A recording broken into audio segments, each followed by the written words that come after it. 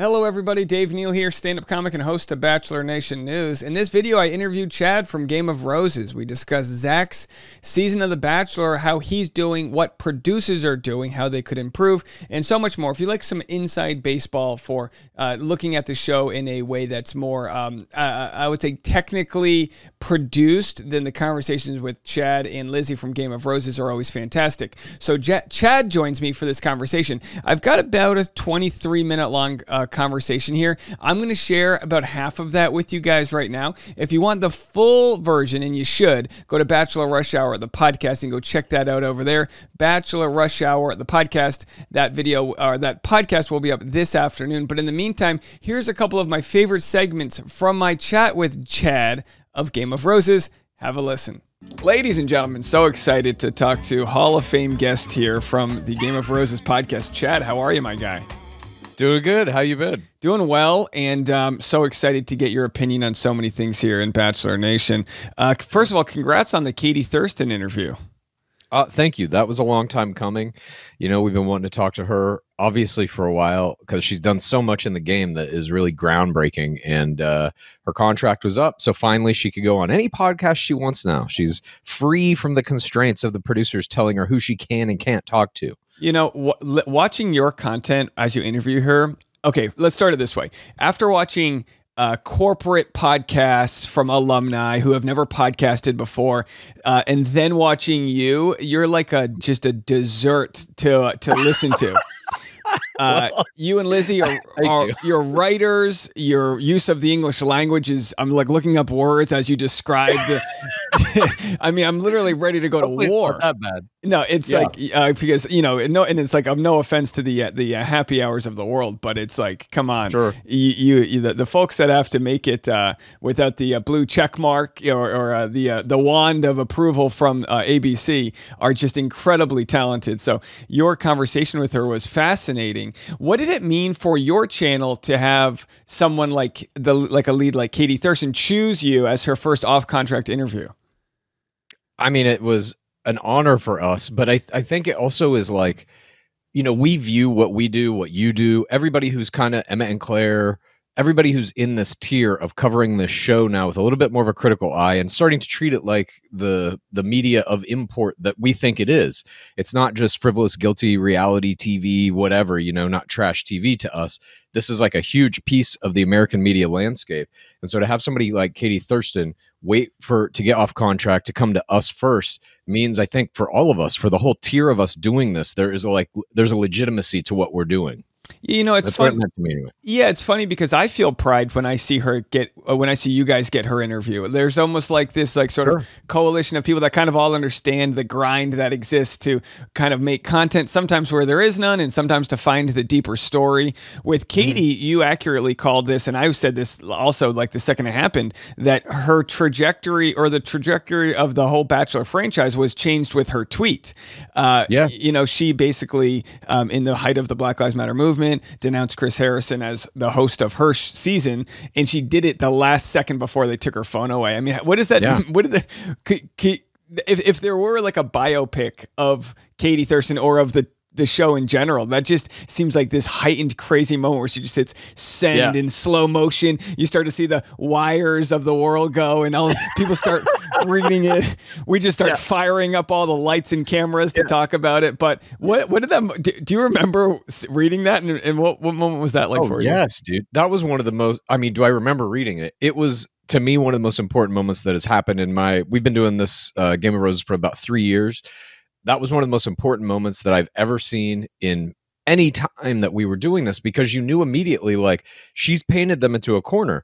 They now either have to fire Chris Harrison because of this, at least for her season. You don't know at that point if it's going to be for good or not, or they have to bring him back on her show, and he's going to look her in the eye knowing she tweeted this shit. And so that didn't seem very likely. And it was just a moment where a player really took control of the show in a way that they all can. And I think very few of them realize, but she really wielded her power, all the power she had in that one moment to get the outcome she wanted. I loved it. I mean, they couldn't fire her. Could you imagine what would have gone down if they just like she's already been announced. All the promos are out. Like they're shooting the next day. From now on, they're going to announce The Bachelor and take their phone at the same time. Sign the contract, phone's gone, because it was a wild moment. Now, since that season, we've got Zach in his midseason rankings. Where would you put Zach's season as far as an entertainment value and how you think he's doing and all that?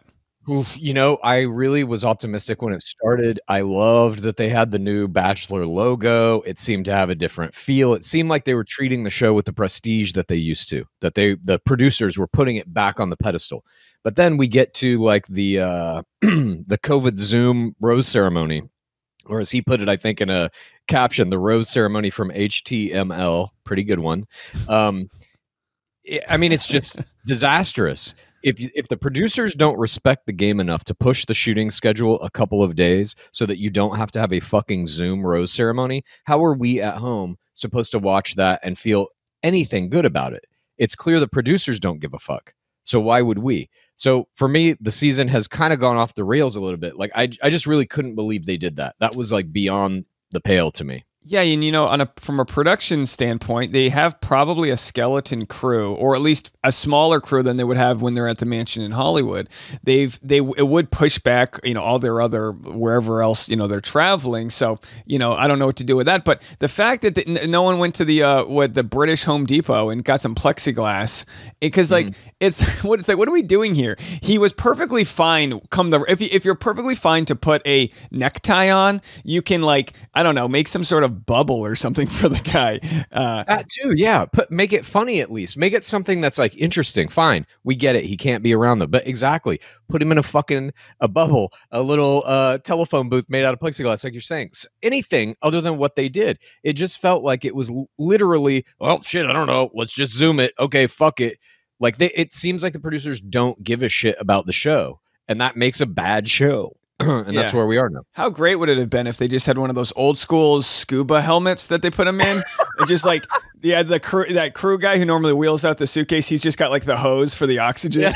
Just But this is it. We could run circles around what they're doing. It's like, give us an hour and we'll make the most epic, click-worthy scene there. Yeah. They'll all have scuba helmet, whatever. Anyone could. I mean, the fact that they executed Christina Mandrell, the fact that they had somebody like Victoria Jameson in the show had 1 million TikTok followers, and they basically disappeared her from the edit.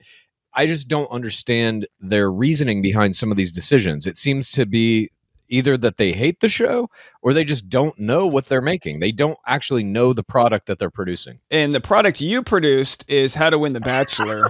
This is actually the second copy that made its way to me. So I've actually auctioned this off to a follower who's a fan of both of ours. So this will be sent. Yeah, this will be sent off. But you make a book. You write a book. Yeah. It's fantastic. It's the game of the show, the process, and all the different aspects that can get you featured time and this and that.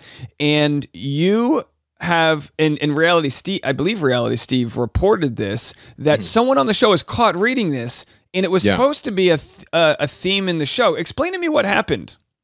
I don't actually know. I mean, Lizzie and I don't know all the details. We just know what Reality Steve has reported too, and a few other places have now been reporting it, that one or multiple players were caught by producers reading that book I believe, in the mansion.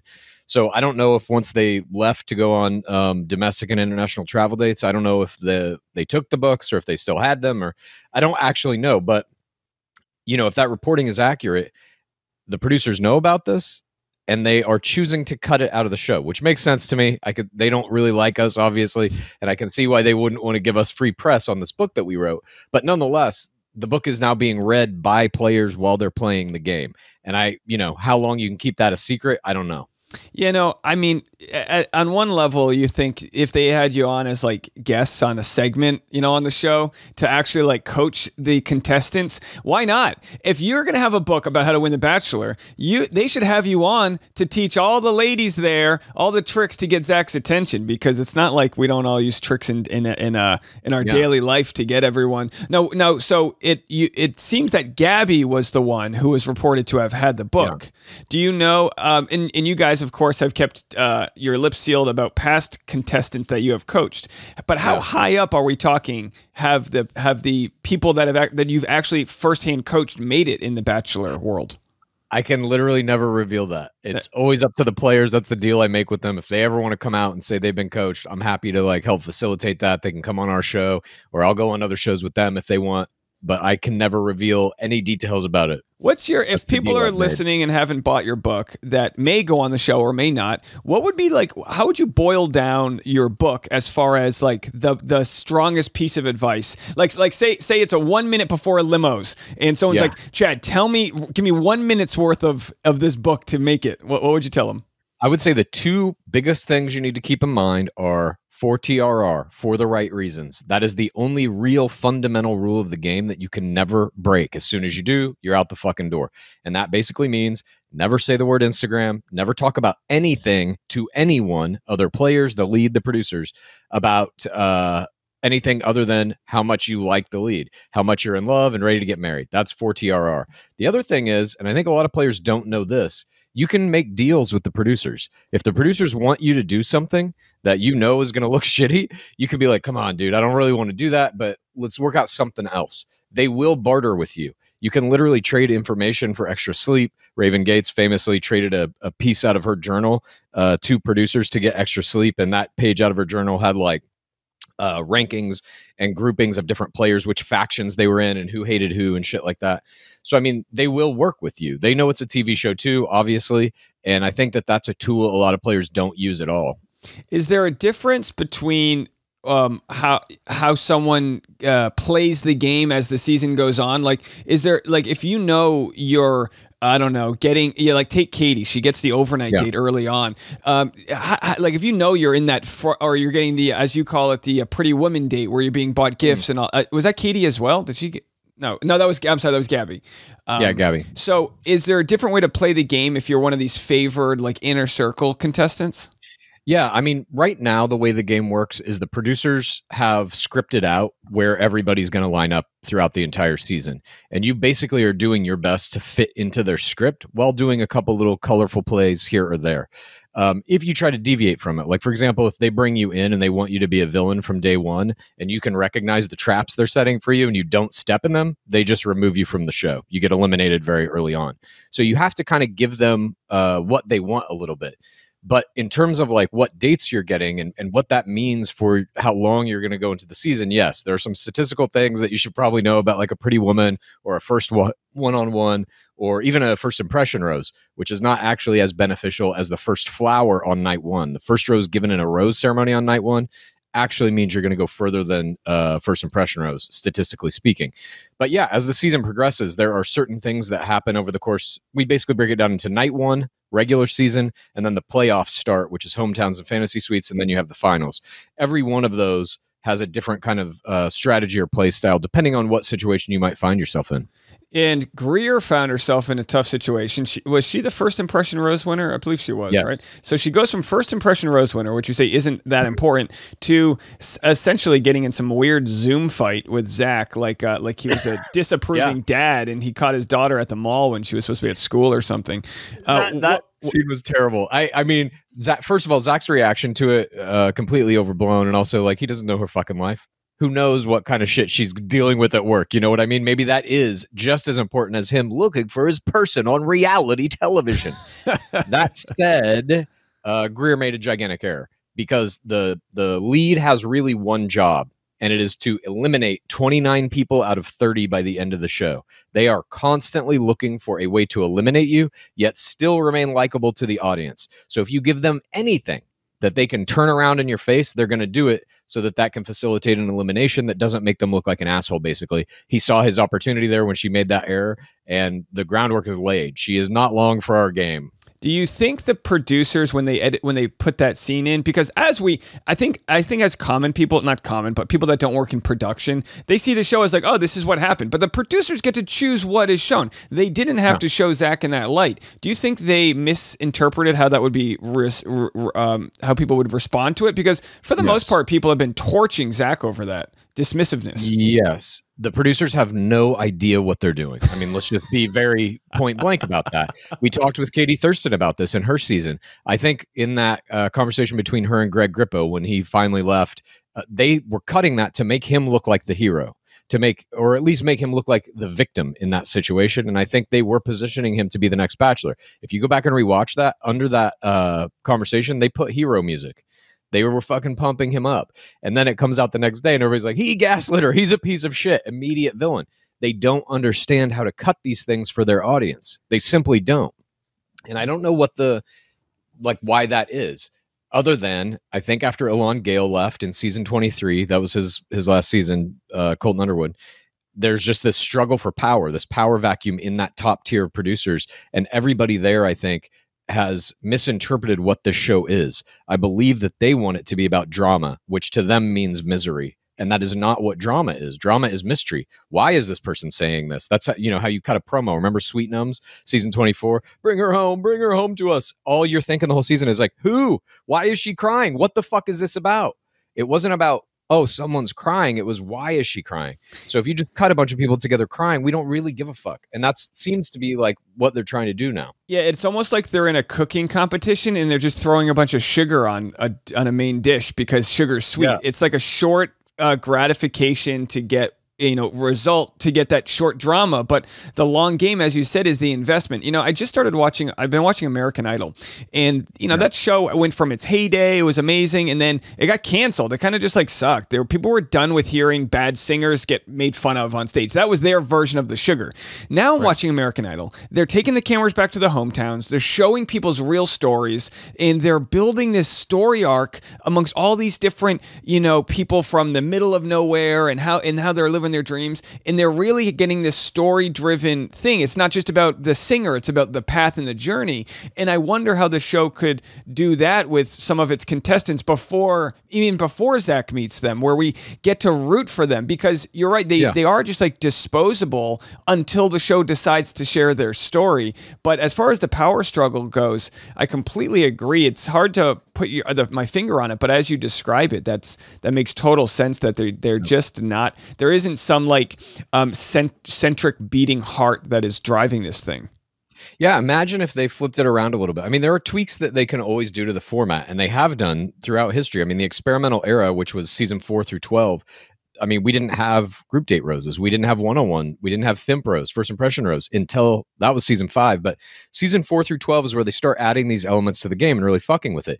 They can do that again. We could have another experimental era. What you're saying about trying to build narrative, what if instead of night 1 being the first episode is night 1 for the women in the house? You put all the women in Bachelor Mansion, they all get to spend a night together, make friends with each other before the Bachelor shows up. So now you're kind of invested in, oh, I like her. And you see what relationships they've built. Maybe friendships get torn apart or something. There's a million like little tiny things they could be doing that they're just not doing. They're going through the motions and they're doing it badly. Yeah, you're right. The perspective of which they're like, they can change the way they're positioning the cameras to bring the women into it in a more equal ground. And I think because they almost like indoctrinate the lead to make it like Zach's kind of falling into the trap maybe Clayton fell into, which is I'm searching for my love.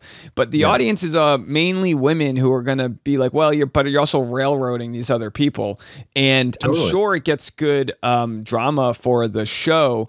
But yeah, there's just more meat on the bone that we're just not getting on this surface level. The producers have done like a very strange thing, especially in what they did with Clayton Echard, where they forced him into that rose ceremony from hell, and then they continued to kick him in the balls in Bachelorette 19, where like the first half of that season was Gabby Windey and Rachel Recchia shitting on Clayton, or fucking kids getting out of a limo singing literally a song producers wrote called Clayton Sucks. So you watch that season, if you're Zach Shallcross and you're like, shit, what did I get myself into? He's terrified. He is terrified of getting that bad edit and the, Bachelor Nation hating him. And I think most players and leads enter the game that way, with distrust for the producers and with terror in their hearts. That is not a good TV show. Yeah, it's like if you're a college football coach and you're botching your team, what star players are going to want to be a part of that? Who is going to want to submit? What quality people are going to want to submit for the show if they can't just like pull off like what should be expected, which is to not like destroy their character and their mind in the process. So how does just to wrap it up, how do you think the rest of the season's going to go for Zach as far as storylines? Because other than Rachel and Gabby, we had way too many people, too many mouths to feed there, and we never got past the surface level. So do you think that it's going to have like good ratings and energy as this thing kind of comes to the home stretch? Yeah, I mean, the ratings usually do tick up as you go into the finale, so I think that will probably happen here. Statistically, it's likely. And despite everything that I've just said about how the producers are bad and all that, I still am hopeful that this shit is going to turn a corner, because the format of this game is still, I believe, the strongest reality dating format that exists, and the prestige of what The Bachelor is. It truly is the NFL of these types of games. I just hope that the producers get their shit together, or they get some new producers in there that can present it in the right way. But yeah, I still am hopeful that the end of this season is going to be pretty interesting. Oh yeah, I don't think the show's going anywhere anytime soon because the production costs are so low. It's just like it's just a cash cow for the franchise. For ABC. I mean, every year they get 70+ hours worth of TV slot. That's just like easy to make. It does what it does. But they are at the stage where like, I think they can start to make some strong changes and move forward with that. But I really appreciate your insight. Thank you so much for joining me today. Of course, my pleasure, Chad and Lizzie from Game of Roses, anywhere you listen to podcasts or YouTube channel, has the hit new Katie Thurston interview. Congrats on all the success and all the continued. Yeah, man, I appreciate it. I have some things in the works for us and some other fellow Los Angeles creators. So hopefully we can collaborate in the flesh soon. Yeah. And I want to send a big thank you to Chad for joining me on today's episode to discuss Zach Shallcross. If you want to listen to that full conversation, I guarantee you're going to enjoy some of the insights from Chad. Go to Bachelor Rush Hour, link in the comment section below, or just type in Bachelor Rush Hour wherever you listen to podcasts to listen to that full conversation. All right, well, that's it for me right now. We'll be back with more content right after this.